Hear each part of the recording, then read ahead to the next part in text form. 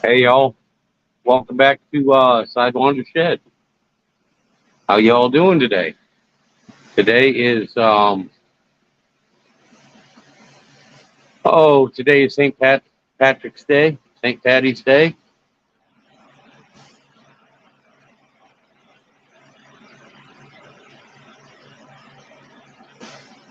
Anyway, and it is what is it? Sunday, March 17th, 2024, St. Patrick's Day. Yeah, and I'm doing this off my phone right now. Doing a live stream out in the shed off the phone. So we'll see how this works. So everything is kind of set up a little bit different than what I'm used to. So we're just giving it a shot. Anyway, out here having a few beers. And we're cooking a New England boiled dinner, which is actually a traditional dinner for St. Patrick's Day up in New England.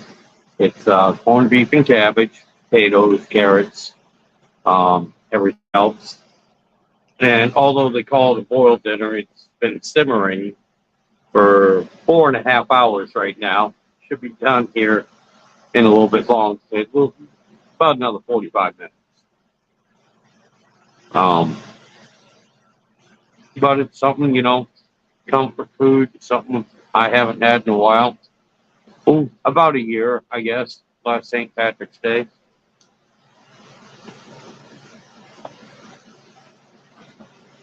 And it's not just boiled, flavorless in water.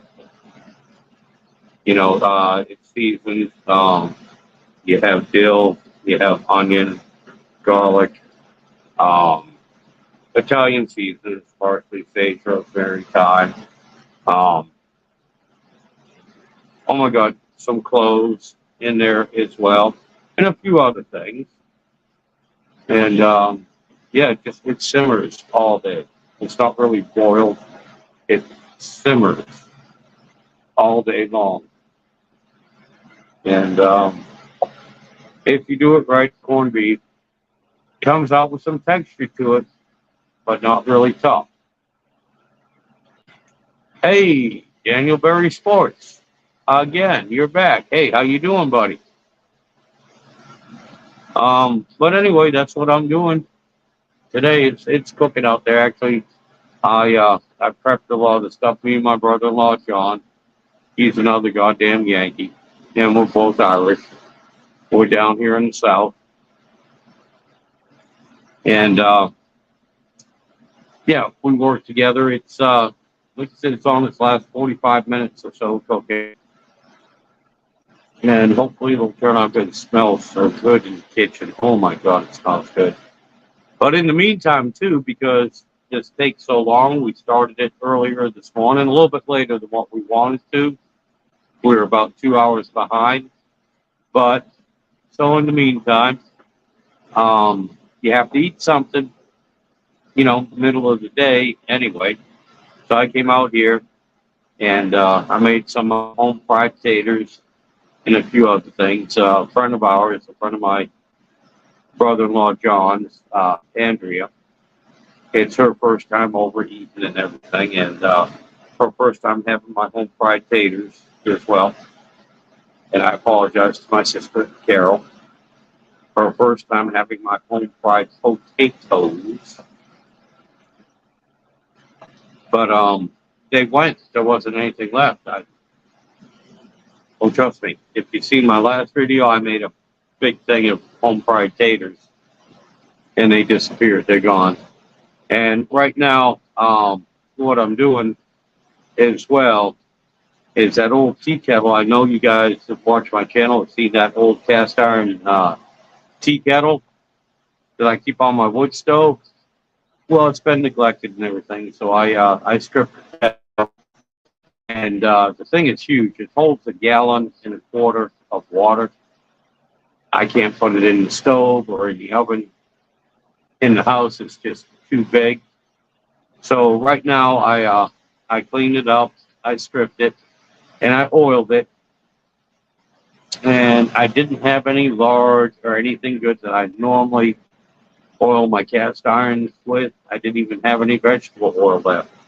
So right now, it's being seasoned on the wood stove with just extra virgin olive oil, which we don't use it, for anything for consumption or to boil water in that we actually ingest or any food. It's just here for a humidifier. So I don't mind using the extra virgin olive oil on it. Me personally, the it's just me. To me, olive oil, extra virgin olive oil, any of those olive oils on cast iron, to me it seems that even after they're polymerized and they're not supposed to flavor anything, to me it always seems to give the cast iron and anything you cook in it either a bitter smell or a bitter aftertaste. And don't get me wrong, I cook with olive oil, I cook with extra virgin olive oil, certain things. But the problem is, even when they're seasoned with it, it might just be in my head, whatever. I seem to taste a very bitter aftertaste. It's kind of like tinny, you know, like a tinny flavor to it. So I don't usually use olive oil, extra virgin olive oil, or any seed oils. I've tried a few other seed oils like grapeseed oil, flaxseed oil, all that. They all seem to do the same thing. And again, it just might be me. I don't know. So I just stick with lard. Crisco's okay. That's a vegetable oil too. It's a vegetable shortening. So that's fine with me. But I like lard tallow. Beef tallow is very good. Some people don't like that, but again, like everyone says, it polymerizes, so it shouldn't flavor anything. I don't know. I think it does. That's just me. Again, could be psychological. So I just stick with lard, vegetable oil, Crisco, and I haven't used tallow in a long time. Unlike some of these channels where everyone's like, yeah, I have to re-season my pan every, month or every couple of weeks because this happened, that happened. No, I've got pans here that have not been re-seasoned. No need to. In over 60 years, I get some. 30 years, 20 years. A good rule of thumb, if you take care of your cast iron pans and you don't abuse them, really, you don't need to re-season them anytime something little happens. You scrub a little too hard. You get down past the seasoning and you see raw metal. You don't have to re-season the whole pan. A little bit of oil on it, put it on the stove top, bring it up to temperature, wipe it off, and just cook with it. Little spots. But there are a lot of people out here that like to use cast iron, but also like to have it looking black and shiny all the time, no matter what they cook in it, even after they're done cooking. Just like any tool. I have Snap-on tools, I have Matco, everything. Yeah, I clean them up, but if you use them, and especially if you use them like you're supposed to, they're not going to look brand new. So with that being said, as a rule of thumb, about every 20, 25 years, if you keep up with the regular maintenance on your cast iron, about every 20 or 25 years, you should strip them down and re-season them. Other than that, no. It's like twice in your life that you should, if nothing gets screwed up, and accidents happen, but if nothing gets screwed up, no, you shouldn't have to do it every year, every 6 months, every month, every time you wash it or anything. It should be twice, maybe 3 times in your life that you should have to strip and reseason one of these cast iron pans. You know, like I said, as long as it's a daily use or you keep it in your house and everything, and you take care of it and do regular maintenance on it, oiling it, you know, cleaning it. And I was brought up, never to use soap detergent on your pans. Well, that was true when my folks were alive, okay, and the way they were brought up. Early 1900s, late 1800s, and everything. There was a reason for that. Nowadays, no. And again, everyone throws out Dawn. Yes. Nothing wrong with using a little bit of Dawn dish detergent or something similar to wash out your pans. Don't put them in the dishwasher. That'll strip the seasoning off. You won't ruin the pan, but you'll be one of them people that sit here and every month has to reseason the pan. Everything sticks to it. It's starting to rust. This, that, and the other thing. Don't throw it in the dishwasher. Don't leave it in the sink full of even Dawn dish detergent soaking. Don't leave it on the stovetop with water and dish detergent in it soaking. Eventually, it will take that polymerized seasoning off of it. You'll get rust spots. And you'll start, wow, my fruit tastes a little funny. That will happen too. People say I'm lying, I'm mistaken. This is experience. I've been there, done that. All right, I've learned. I'm a graduate.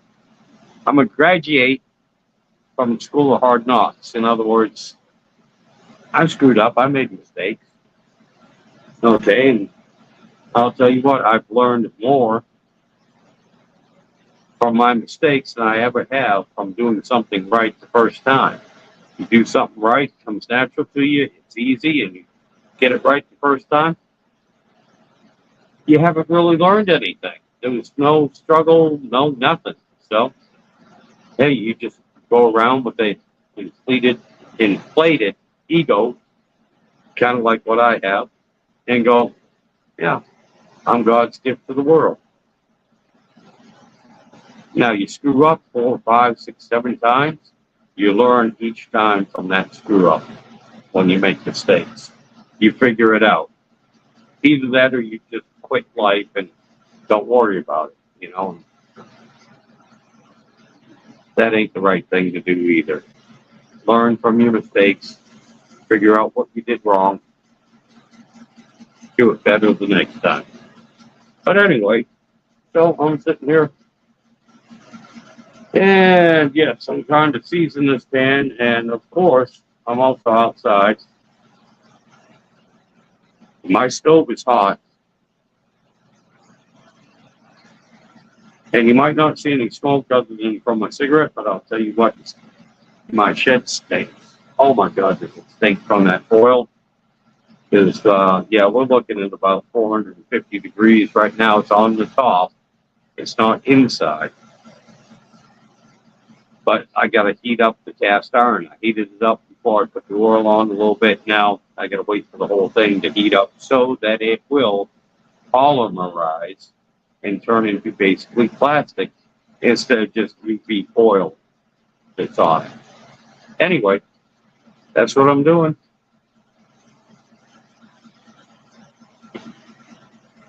And so, yeah, I got a little bit bored. And I figured I'd try a live stream on the phone out here in the shed, see how that works, see what happens. I know that the live chat works because Daniel Berry Sports put up their ad again. That's another one of those spam things. But anyway, at least I know it's working. Thank you. That's why I told him thank you. At least I know if anybody ever actually comes on here, they'll be able to say something. And unfortunately, unlike my computer, somewhere along the line I must have turned my counter off because I can't tell if anyone's watching or not over here. Yeah, doesn't matter. I'm just going to sit here and babble. Also, unlike my computer, this is not supposed to load up, so I don't have to worry about deleting it tomorrow morning. So, anyway, we'll just see how things go.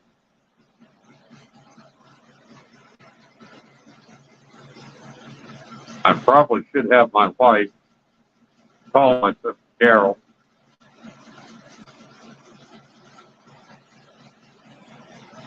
And let her know I'm doing the live stream.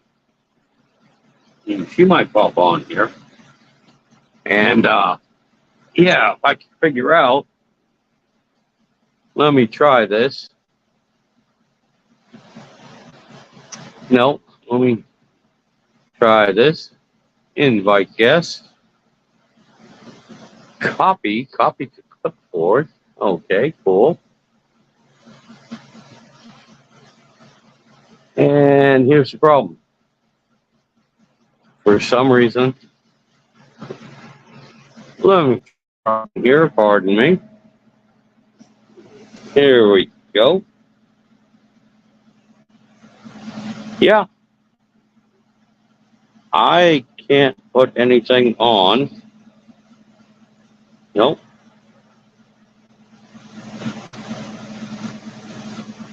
I can't write anything in the comments. Yep. I don't know what's going on with that, but it won't let me even write anything in the comments. So I don't know why. Let's see. Let's try that. Comments, live stream, yada yada. Yeah, I can't do a damn thing. Won't let me. Let's see what this is. Da, da, da. Nope. I don't know what's going on. Yeah, on the phone, I can't get into the comments. Otherwise, I'd send a link where somebody could hop in and talk to me live.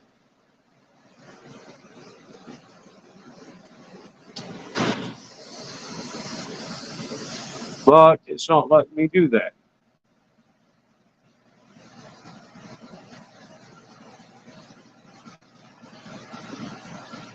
You know, I don't know why. Anyway, I hope y'all can hear me. I hope when I check the camera and the mic, everything looks good. So I'm hoping y'all can hear me. I don't even know if anyone's there. But that doesn't bother me any at all. I'm used to myself. I'm a damn truck driver. I talk to myself all the time. I argue with myself. I know I've told you all this before. Matter of fact, I got into an argument with myself so freaking bad one time. I didn't talk to myself for about 3 weeks. It had nothing to do with me. Nope, pissed me right the fuck off. I didn't talk to myself for 3 weeks. Hell, I didn't even look at myself in the mirror. It was awful.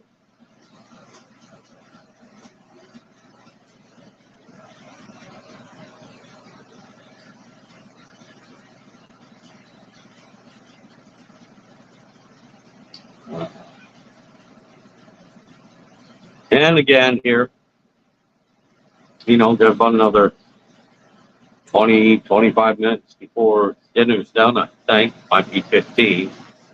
But later on this evening, too, I want to hook up with Fair Rose Garage, see Kim. He's a good guy. And I want to give a big shout out. Every now and then my damn Yankee accent comes through. And pardon me, I've had a cold. So if I sound a little off, yeah, last 3 weeks I've been fighting the cold and a few other medical problems. But anyway, I want to give a big shout out to First Responder Garage. Hey, buddy, I love your live stuff. Check him out. If I wasn't on the phone, I'd put a link in here somewhere. But check him out at 6 o'clock this evening, Eastern Standard or Eastern Daylight Savings, whatever the fuck we're on right now. Anyway, 6 o'clock this evening. Check out Bear Rose Garage. He does a live one every Sunday. Those guys are awesome. They're all gearheads, you know, and they are just that whole community. They are just I can't say enough about them. They are awesome people. 318 Will Run, Mopar Joe, and I don't want to start naming them because I know I'll forget them. I know I will forget and not mention somebody, and I really don't want to do that. But Unity Garage, these guys are awesome. These guys are awesome. Check them all out. You know, they're just a great bunch of people. And a lot of them have live streams too, and they talk more about the automotive stuff. They try to stay on subject. You know, me, I just when I'm doing a live stream, I talk about a lot of stuff that's not necessarily covered in my channel. For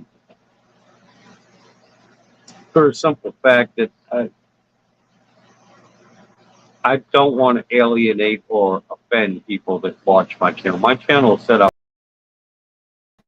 The whole purpose behind my channel is, look, I have things that I want, and I have things that need to be done, and I don't have the money to pay somebody to do it. So I'm going to do it myself. And if I can help somebody out, mostly show you what not to do, well, then that's what this channel is about. You know, there's a lot of things out here, a lot of good help on YouTube and everything. But the biggest thing is get out there.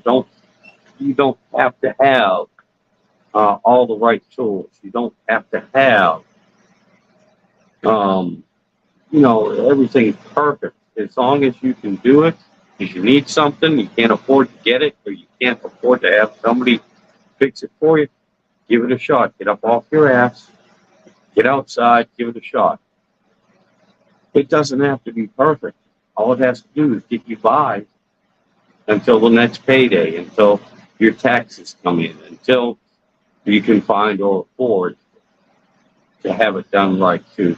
Most of the stuff I do, there's a lot of stopgap stuff, you know, to get you by, so that you still have water in your house, so that you still have a way to go to work.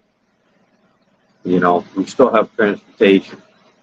And hey, sometimes it lasts for 5 or 10 years. Might not be the prettiest thing, but it works. And, you know, that's the biggest thing about my channel. Because I noticed about 15 years ago, I started to notice there's a lot of people here going, well, how'd you do this? What do you mean you can do that? How'd you get it fixed? You know, I don't have the money to hire somebody or anything. It's real simple. You can do it yourself. May not be perfect, may not be pretty, but it'll hold you over until you can afford to have somebody do it right. Okay? And a lot of it is too, and trust me, I know this. The old saying was a little bit of common sense, and I know even a little bit of common sense is pretty much in friggin' short supply nowadays.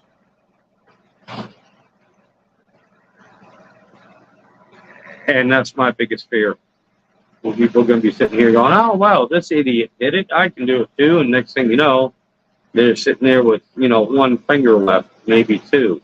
And it's kind of like common sense. Let's slow down here a little bit and think about cause and effect. Okay? It's, again, let's use a little bit of common sense. Common sense meaning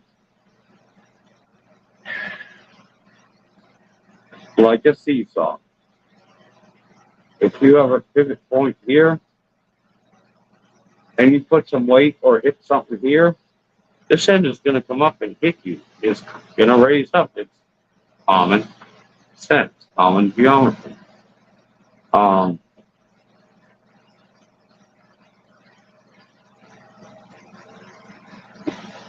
Okay. Sometimes it's unbelievable what a grown-ass person doesn't realize what will happen. Hey, you know what? You have a big piece of sheet glass here. Okay, not tempered, regular sheet glass. If you punch that hard enough, it'll break. And guess what else is going to happen? You're going to have daggers, sharp pieces of glass that are going to cut the skin on your hand because your skin is not itself. It's a very sharp piece of glass. Some people just don't understand that. They watch too many movies. They play too many games online. They see everyone, punch into it. Hey, I can do. No, you can't. Here's another thing. There's no fucking reset in real life. You screw up. There's no save game. You can't go back and start over. You have to carry on. Yeah, it's no redo in real life. I mean, you can't start like what happened before never happened. You can't go back to a saved game. Think about it. In real life, how often do you sit there and go, all right, save, and I know sometimes in these new games, well, most of the time now, they have an automatic save. You go to a different area. Well, hey, guess what? When you walk out your house and you shut that door, your home game is not saved. Yeah, there's no automatic save. Unless you can hit the save button somewhere and let me know if you find the cheat code for it.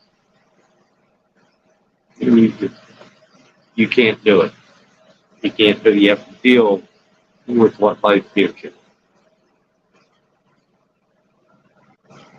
And if you screw up, again, you have to make the best of it. You have to carry on. Sometimes you have to do things over. But there's no going back to the save game where you can start fresh and try again. No, it's none of that. I don't understand sometimes.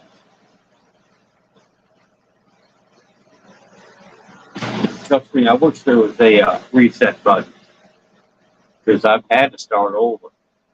But when I say start over, that's like playing D&D. You forgot to save the game. And you had a thief, he come in and he stole all your +4 armor and everything. Now you have to go out, get down to your regular armor, get your ass kicked, and build back up. That's what real life start over and redo is. There's no save game. You made a mistake. You have to move forward from there. You lost a lot of stuff. You have to get it back or get new stuff, one or the other. But there's no reset, and everyone forgot what happened and you get to start fresh. No, that don't happen in real life.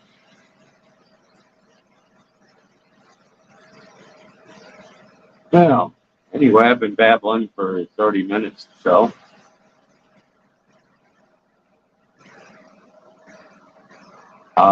In the meantime, I'm going to take a 5-minute break. I'm not turning the camera off. I'm not turning the phone off. It just took me too long to get this thing working, half-assed as it is.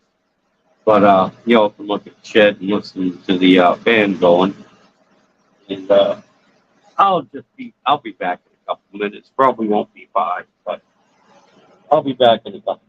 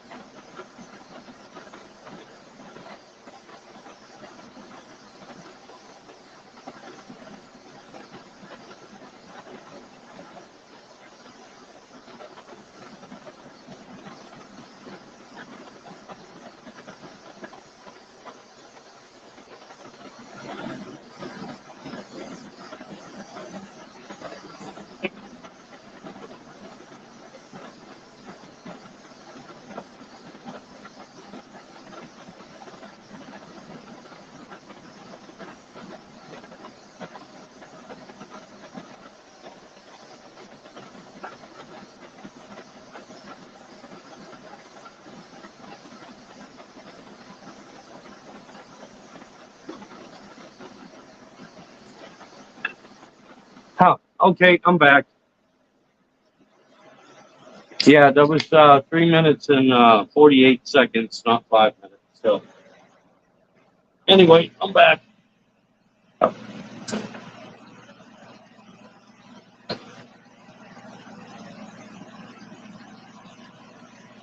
Yeah, and I was in bed and, you know, went to the house to check on the food and everything. We still got a little bit of time. Taters. Taters are taking a little longer. I think we added them into the boiling pot there a little bit too late. We don't want to add them too early or else they just disappear and all you have is it turns it into a stew. All the starches, it just melts and turns it into a stew. And everything. Same with the cabbage. Cabbage don't take long. And that stuff there will disappear as well if you cook it too long. And me personally, I like having a little bit of cabbage where you can feel it, taste it, has some texture to it. My brother-in-law was asking me why didn't you core it?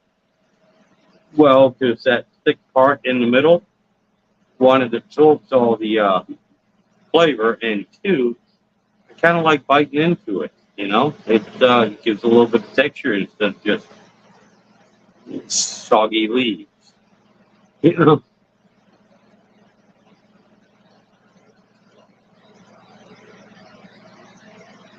same with potatoes. I don't like mush. I like them to have a little bit of firmness, but they also absorb a lot of the flavor. Yes, the other thing too, if you ever are cooking a stew or a soup or something like that, or making a sauce, and this has happened to me before, you pick up a salt shaker because it needs a little bit of salt, and you go like that, the top falls off, whatever, you're pulling the salt off the top that's floating there. Take a raw potato, quarter it, toss it in there. The potatoes will absorb a lot of salt. You what? Alarms are going off.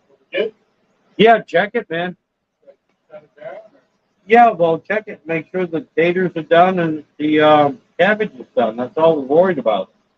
How does it feel? Is it firm, soft? Are they cooked?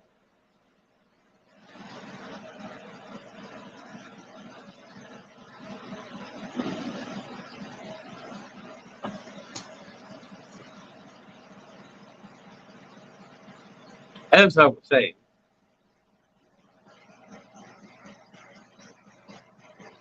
um, that was my brother-in-law, John. Yeah, I know. He was that way. He was off camera. Couldn't see him. But he is actually a very good cook, and he wanted to do the New England boiled dinner. And I was like, all right, that's fine. I wanted to hang out and do nothing. Maybe have a few beers. So that's what I'm doing. But he also has a new relationship he's in. So he was here, entertaining his girlfriend. And I ended up doing a little bit more than what I wanted to. Hence, he come in to ask me if the stuff was ready to go, done, whatever. Oh, and by the way, I did find my little counter for how many people are here. One showed up for like 2.5 seconds, and now I can see I'm talking to nobody. But I have no problem with that, because otherwise I'd just be sitting here talking to myself. And again, I don't want to piss myself off and not talk to myself again for another 2 or 3 weeks. So I'll just babble into the camera here for a little bit. It also keeps me out of the house, away from everyone. I'm not really feeling very sociable today. It's, I don't know. It's just one of those things. I don't feel like it. I don't wanna. I don't wanna. You know, honest God, I don't want to deal with life today.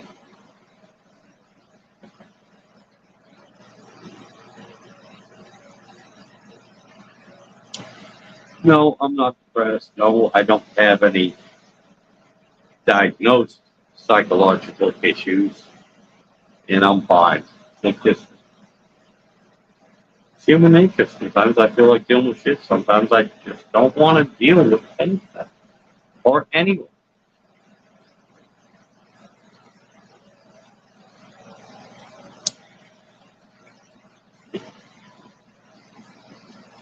Today is one of those days where want to chill, be by myself, and just, yeah, just talk. That's it. I'm trying to think of some stories that might be interesting. But again, going off the phone, it don't save this. This will be gone as soon as I turn it off. So don't save it. But earlier today I was talking to my sister Carol, and I'm the youngest out of 16. I have 8 sisters, 7 brothers. My folks are gone now. They're no longer with us. And I was talking to my sister Carol, and she was saying how she was thinking about Mom, our mother, and there was a song she heard, and she just started missing her mom. My sister Carol is 16 years older than me, so she's in her 70s. And on occasion, she gets a little bit maudlin. That happens when you get older. But we started talking about the fun times we had growing up with Mom around and everything. And the respect we had for that woman, our mother.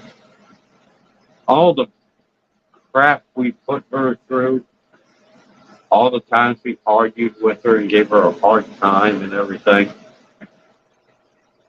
And she still loved us. Well, most of us anyway. I can think of 1 or 2. And honest to God, I don't fucking blame her.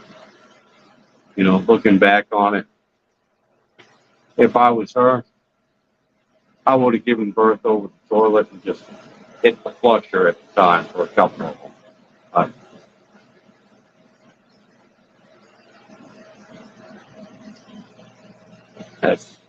That's just me. I'm an asshole. But yeah, I talk a lot about my dad. I have a lot of stories about him, but yeah, no. I love my mom just as much as I love my dad. And God love them both. They were, to me, growing up, I was fortunate. I had a mom and I had a dad. They cared about me, cared what I did, and they were even-handed.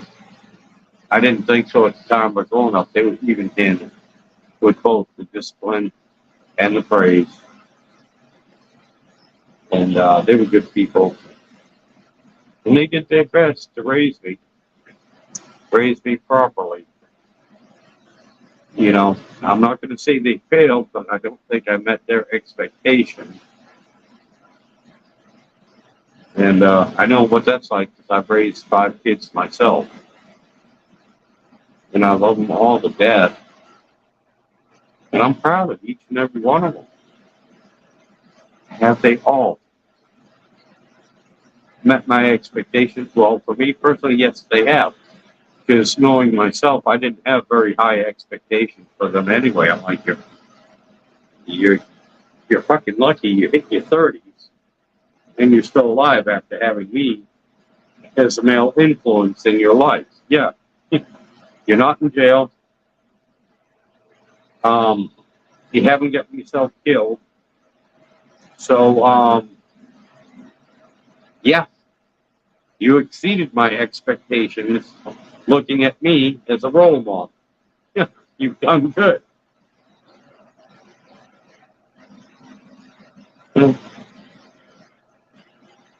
Can't take, can't take chicken soup and make, no, I already fucked that up. Can't take chicken shit and make chicken soup out of it. So, not that they were chicken shit, but I'm the chicken shit with a bunch of eggs here, the kids, trying to make at least chicken fricassee anyway, because I beat the fuck out of them. stirred them up and screwed them up, but they still turned out good.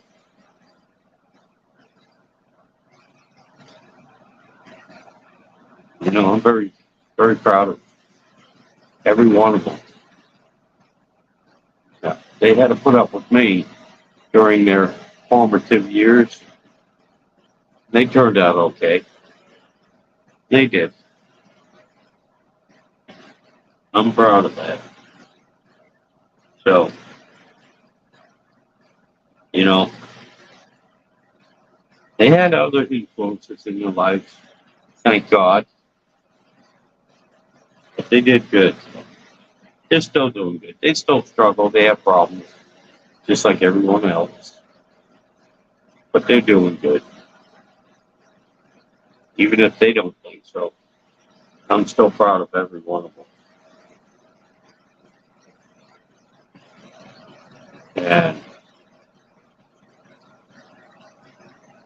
the fact that they still speak to me, talk to me, and love me, there's a plus right there. No matter how much you screw up or think you screw up, when the kids come to you and go, I still love you, and they still keep in touch, that's a plus. That means you did something right. You might have not done right by your own self. You might not have done what you wanted to, but all that matters is when you hear it from kids you raised, thank you, you are an influence in my life, a good influence in my life, and I love you. You done something right then. That's it. Might not have been perfect. Nobody's perfect. Well, forget everything I just said. Hit the reset button. Yeah, I am perfect. But, so, that's just a given that they should recognize the fact that I'm perfect. Because, with that being said, though, you know, my theme song, oh Lord, it's hard to be humble when you're perfect in every way. I can't wait to look in the mirror. I get better looking each day. You know me is you love me. I must be a hell of a man. Oh Lord, it's hard to be humble, but I'm doing the best that I can. Yeah, it's a given. The only thing that bothers me is those people out there that think they're actually perfect pisses those of us off that are. That's all there is to it.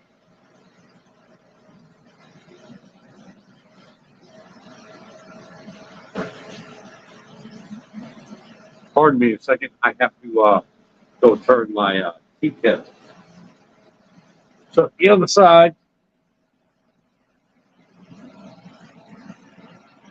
can get seasoned as well. Good Lord, that thing is hot. Probably over 90 degrees here in the shed. That's why that fan is going. That's why the door is open. And it's only about maybe 65 degrees outside. But I will tell you what, it is hot in here.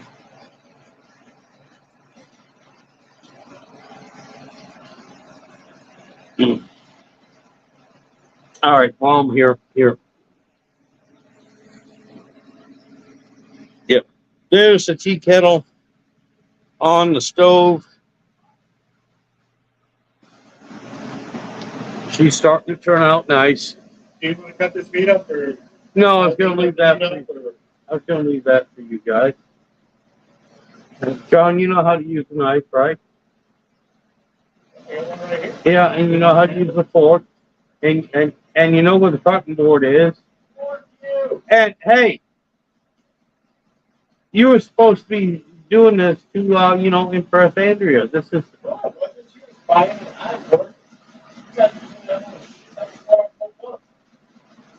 too bad. Deal with it. It's your old lady, your girlfriend now, whatever. Deal with it. I'm busy and I'm drunk.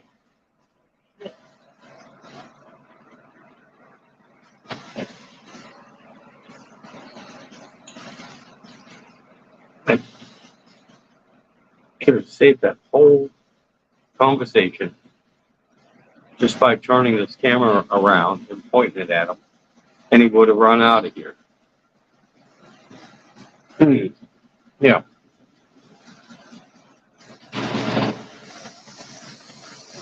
Instead of saying that whole shit, my God.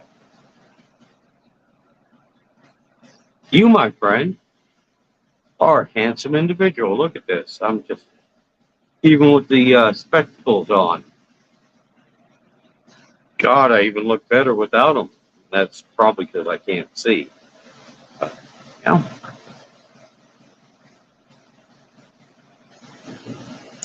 Yeah. Damn, I look good.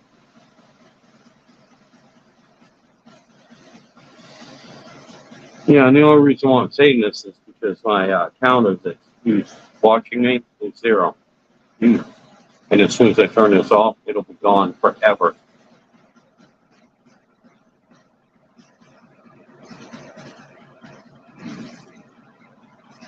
So I have no problem with this.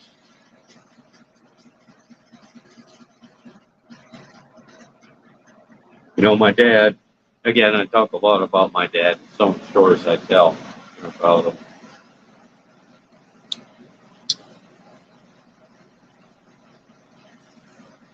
And again, I'm really not a big man. Neither was my father. He was about an inch or two taller than me. And by the time I was born, he was 52 years old when I was born. And I'll be 58 here in a few months in July. I'll be 58. I could not imagine having a 6-year-old kid that I had to deal with day in and day out living here. I mean, I have grandkids I have one that's about 6 years old. I love him to death, but part of it is I can send him home to his mom. They only live 4 houses down from me, so I don't even have to walk him home. He's old enough now. Go on down the street, son. Go home. Go to your mom. Yeah, I'll make sure. Well, I'll try to make sure car doesn't hit you. No promises there, but take your chances. I did when I was a kid. When my folks told me to go out and play in the middle of the street, I took my chances. At least I'm telling him to walk on the side of the road, not in the middle of the street, and just go the fuck home. But anyway, oh God, my dad.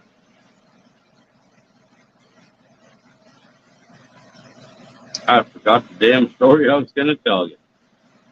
Son of a bitch.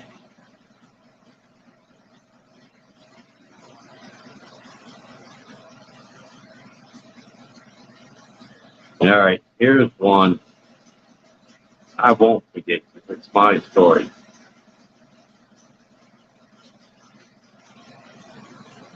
When I was in the military, I was stationed out at Fort Irwin, California. And I was United States Cavalry Scout. My job was you had the bad guys, you had the good guys, and you had 4 or 5 stupid individuals that went out looking for the bad guys. That was my job. But at Fort Irwin, we did a lot of training, combined arms training. And I remember one time, me and two other guys I used to hang around with all the time. We were inseparable. Pelkey and Muskrat. We used to hang around together all the time. We got in so much trouble to get stories about that. This one done. We'd spend about a month out in the field and have 8 days back in garrison. 4 days was called recovery, where you took care of all your equipment, your personal equipment, your tracks, your vehicles, and everything. Got them up and running.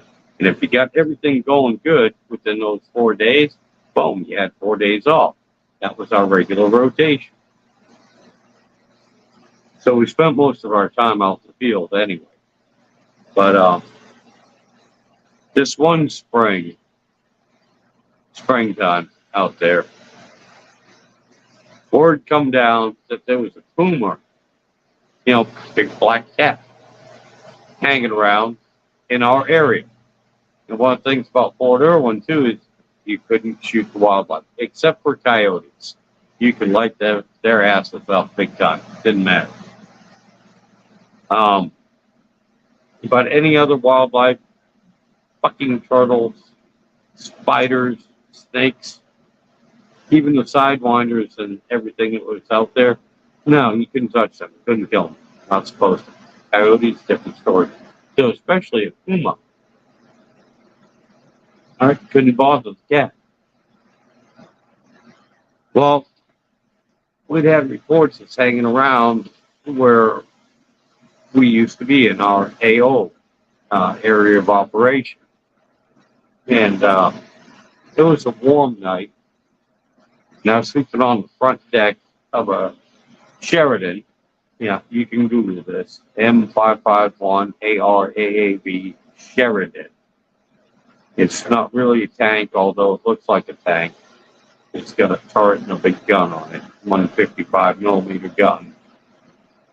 But it's actually a scout vehicle, Vietnam era. We're using those. And if you look at the front deck, it's got a nice little front deck to it. And I was sleeping outside. I had my bedroll on the front deck and everything, and oh my God. I'm sitting there and I'm just falling asleep so nice.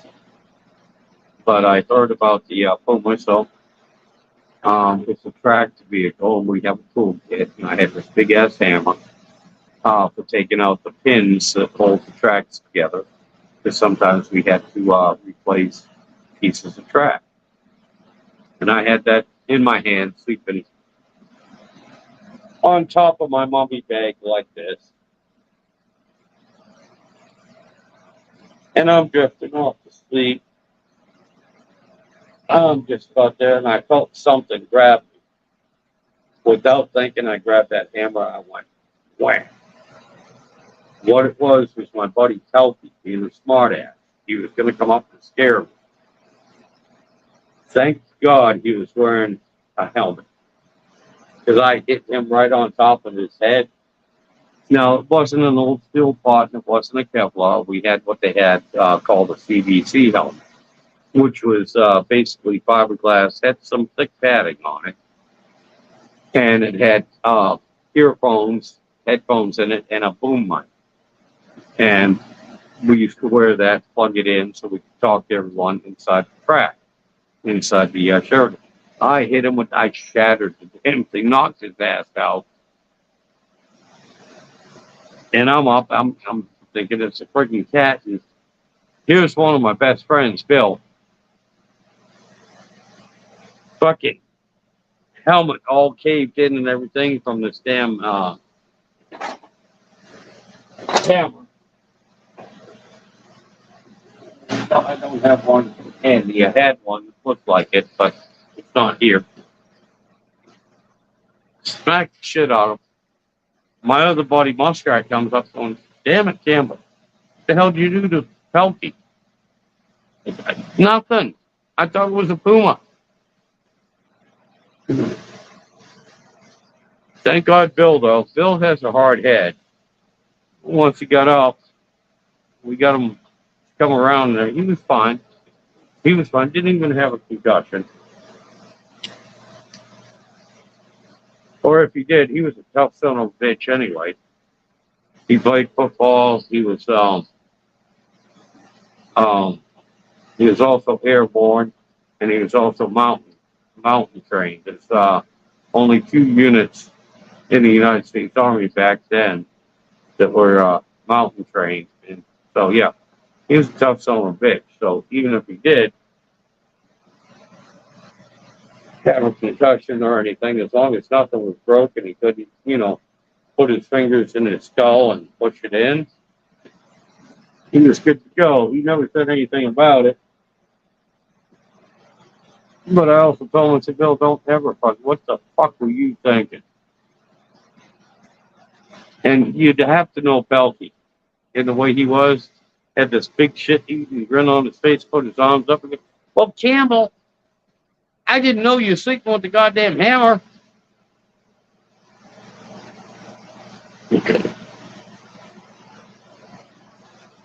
Good God, I'll tell you what, though. Bill was a tough-ass motherfucker. He really was. And one of the best friends I got to this day. I can't say enough good about him. And now I think that was over 40 years ago, roughly. Maybe not quite, 38 years ago, something like that. I'm not going to do the math. One of the best friends I have to this day, and we haven't seen each other either. In over 30 years, we talked and everything, and we piss each other off, just like brothers do.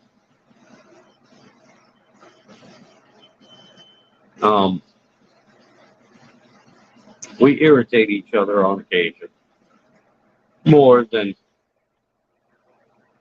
on occasion.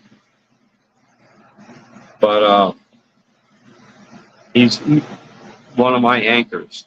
If I ever need anything and he can do it, he'll do it. If he can't do it, he'll do it anyway. It's just some of the relationships you make in the military, that's it. It's there for life. And the funny thing is, you grew up with somebody for 20 years. You know somebody for 2, 3, 4 years. You go through hell with each other, and you don't talk to them for another 30 years. They're closer to you than those people we grew up with for 20 years. That's how Bill and Muskrat are to me. I'd do anything in the world for those guys. We had fun. We got in a lot of trouble. And it was, like I said, 2, 3 fucking years. But it was very intense what we went through. And we had to depend on each other. Not just, you have my back and you help me up, you get me this, get me that. No, each of us had each other's lives in our hands. And since all 3 of us are here, we never let each other down. It's something, even if we've been a couple times, yeah. Get into a fist fight, knock down, drag out, fist fight the next day. Short rounds, ordnance starts falling, bullet starts swimming by your head there, zip, zip, zap. And there was no doubt in my mind that I could count on them to have my back. Yes, sir. Okay, thank you. Did it come out okay? All right, how about potatoes? Okay, all right, thank you. All right, that was my wife's little hint to tell me, stop drinking, go get something to eat. So y'all take care, and I don't know. This is supposed to delete itself and not be saved, but if it shows up on my channel, I don't think I was too out of line. I might keep this live stream on. Who knows? Anyway, y'all take care. And if it's still up tomorrow, I want to thank all my subscribers, everyone for sticking with me and everything. I really do appreciate it. Thank you so much. Y'all have a good evening. Happy St. Patrick's Day.